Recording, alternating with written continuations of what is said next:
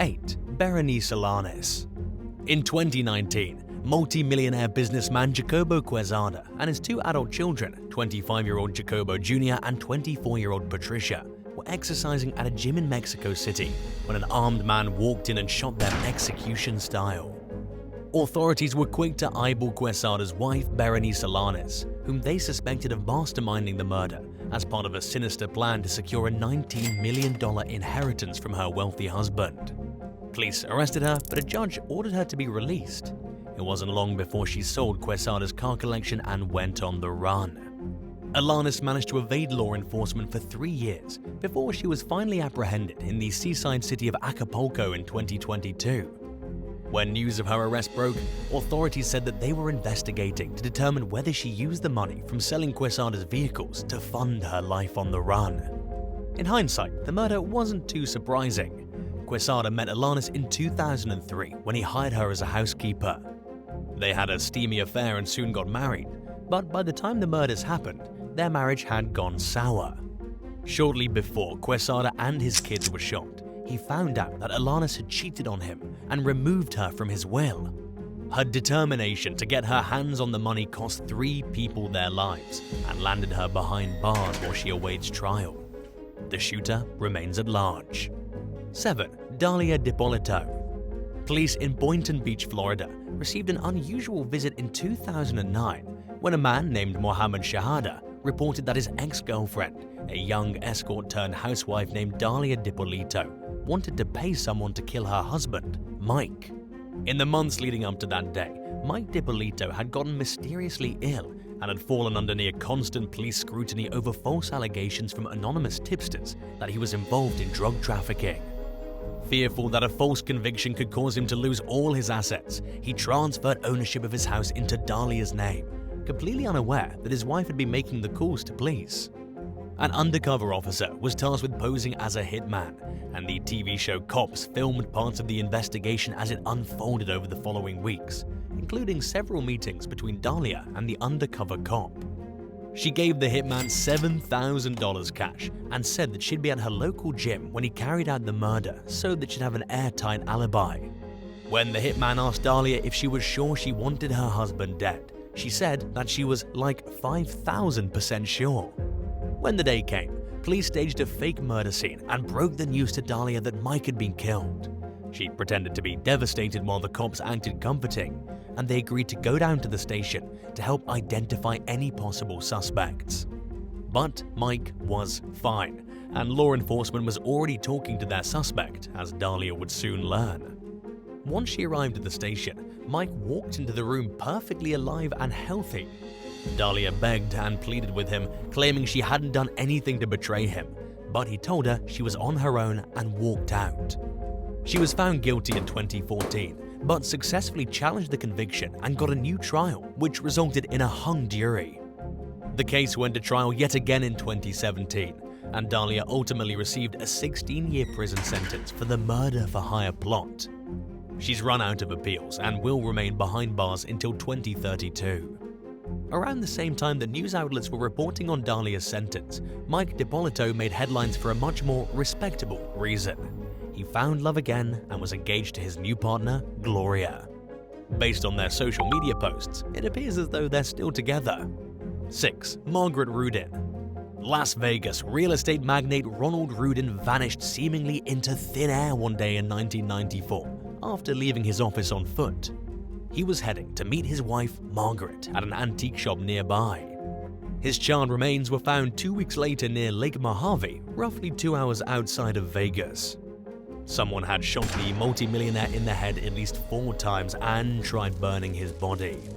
While searching the Rudins' home, police discovered blood spatter and other evidence indicating that Margaret knew more about her husband's death than she was letting on.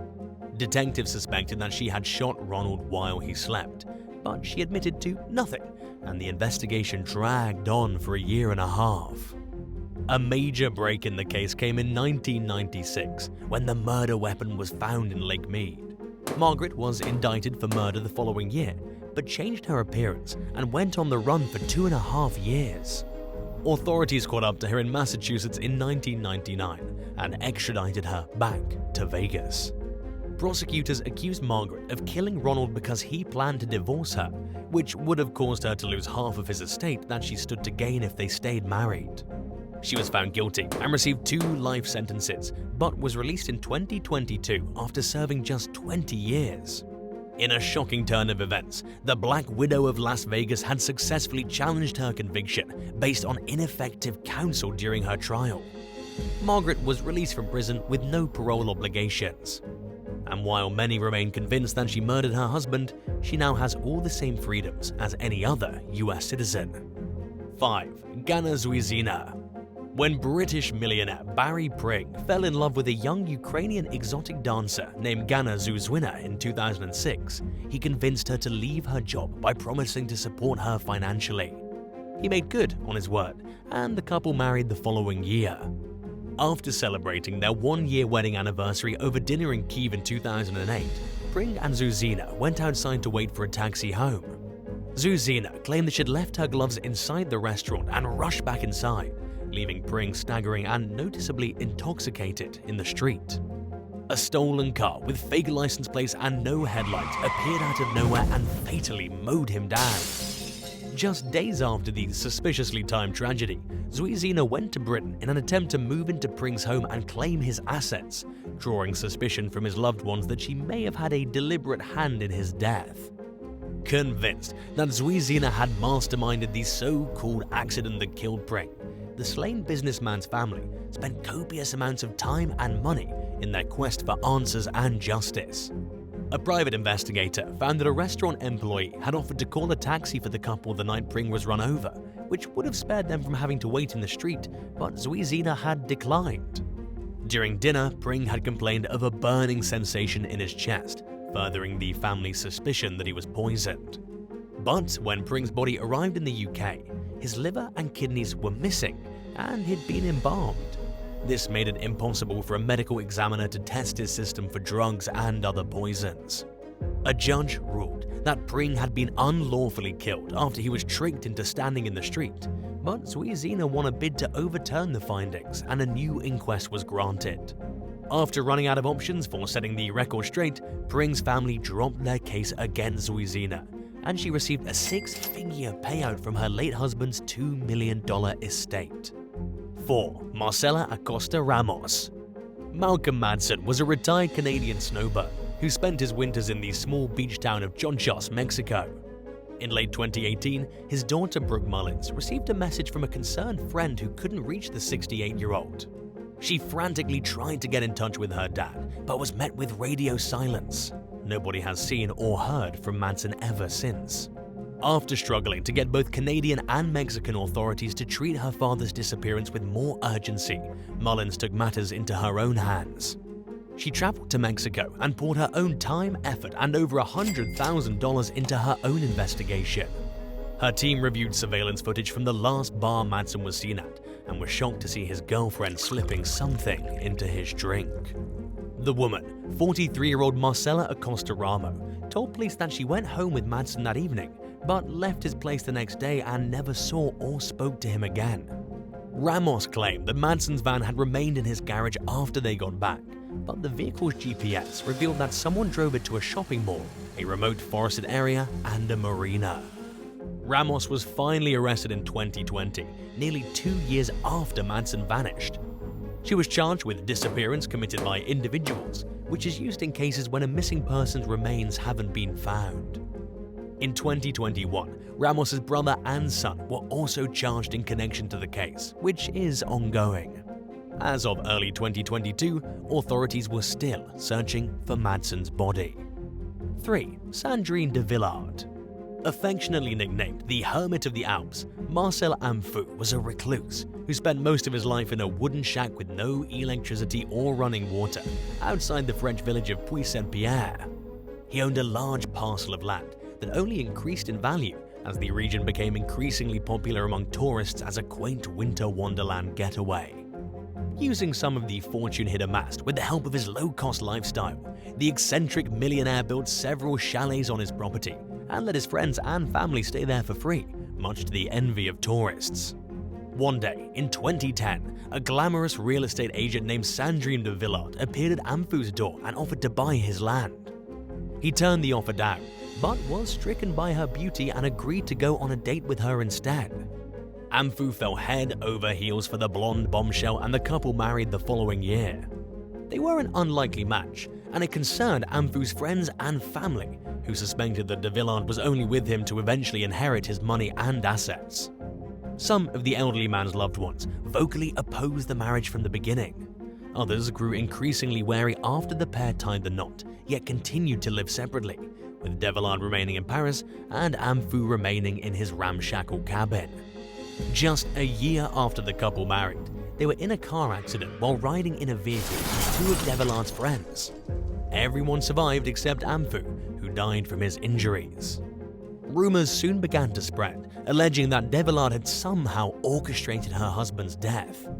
She paid no mind to the gossip and told the relatives and friends living on his property that as Amphu's heir, she planned to evict them and develop the land into something more profitable.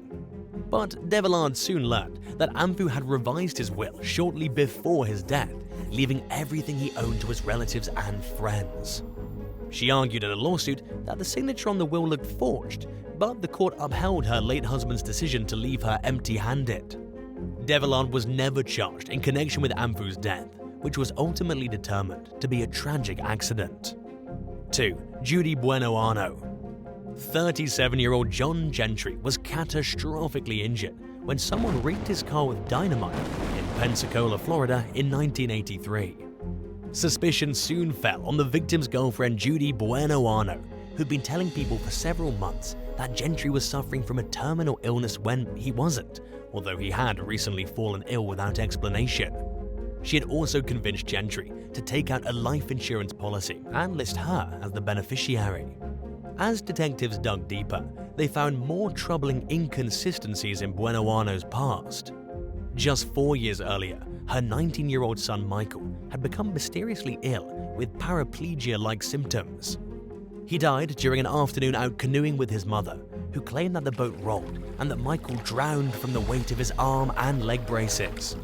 Shortly after Michael's death, Buenoano opened a beauty salon. 6 years earlier, Buenoano's former boyfriend, Bobby Joe Morris, died under suspicious circumstances. 2 years before that, in 1971, her husband James Goodyear died from what was initially thought to be natural causes. Buenoano collected on several life insurance policies in both men's names. Detectives found enough evidence in Gentry's case to convict her of attempted murder, landing her a 12-year prison sentence. In the meantime, they investigated the deaths of her son and former partners and found evidence of arsenic poisoning. Judy was convicted of 2 counts of murder. She was electrocuted in the electric chair in 1998 as the first woman to be put to death in Florida in 50 years. 1. Janine Jones. Father of 2, 52-year-old Max Jones died unexpectedly in his Northport, Florida home in 2011 after showing no warning signs of any serious health problems. But by the time police began to suspect foul play, his remains had been cremated, and the investigation soon came to a standstill. Max's widow, Janine, used his $1 million life insurance payout to invest in real estate. She was extremely successful, but there were certain things about her business that didn't add up to her friend and tenant, John Chamberlain. He started to suspect Janine of operating a massive housing scam and confronted her about it. Authorities would later learn that she was fraudulently obtaining access to houses she didn't own and renting them out. But Janine remained tight-lipped for the time being as she scrambled to figure out a way to silence Chamberlain. Not wanting to lose the lavish lifestyle that her ill-gotten money afforded, she decided that he had to die. Janine asked her friend, Amy Wright, if she knew anyone who might be willing to do the job. Wright played along, but reported the shocking request to the police, who had her introduce Janine to an undercover cop posing as a hitman. Jones eagerly took the bait and agreed to pay the hitman $4,000 to kill Chamberlain.